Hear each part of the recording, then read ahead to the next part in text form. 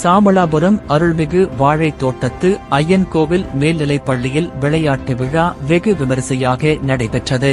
திருப்பூர் மாவட்டம் சாமளாபுரம் பகுதியில் உள்ள அருள்மிகு வாழை தோட்டத்து ஐயன்கோவில் மேல்நிலைப் பள்ளியில் நேற்று வருடாந்திர விளையாட்டு விழா நடைபெற்றது. இந்த விழாவில் அருள்மிகு வாழை தோட்டத்து ஐயன்கோவில் மேல்நிலைப் பள்ளியின் தலைமை ஆசிரியர் ஆர். செல்வக்குமார் வரவேற்புரை ஆற்றினார். விளையாட்டு விழாவில் சாமளாபுரம் பேரூராட்சி மன்ற தலைவர் விநாயகா பழனிசாமி தேசிய கொடி ஏற்றினார்.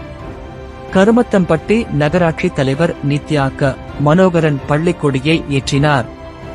இந்த விழாவிற்கு அருள்மிகு வாழைத்தோட்டத்து ஐயன் கோவில் மேல்நிலைப் பள்ளியின் பெற்றோர் ஆசிரியர் கழகத் தலைவர் ரத்தினசபாபதி, துணைத் தலைவர் அங்கப்பன் ஆகியோர் முன்னிலை வகித்தனர்.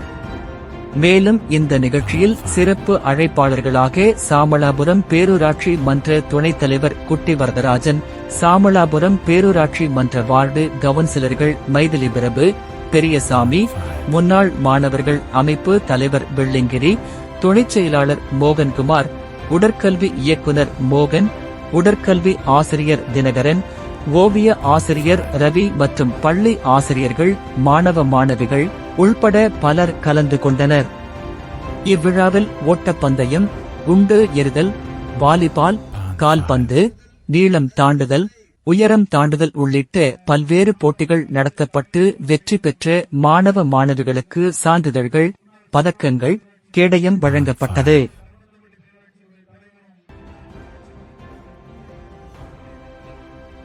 சேர்ந்து அதேமாதிரி எங்களுடைய வாழ்வில் இருக்கக்கூடிய கவுன்சிலர்கள், துணைத் தலைவர் அப்படிப்பட்ட எல்லோருமே இந்த பள்ளியிலே படிப்பவர்கள்தான்.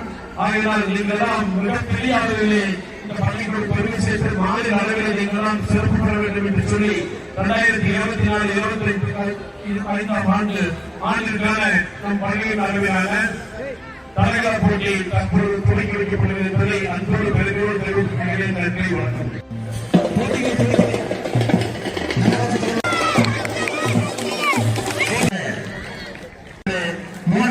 அவர்கள் கேட்டு வருகின்றனர்.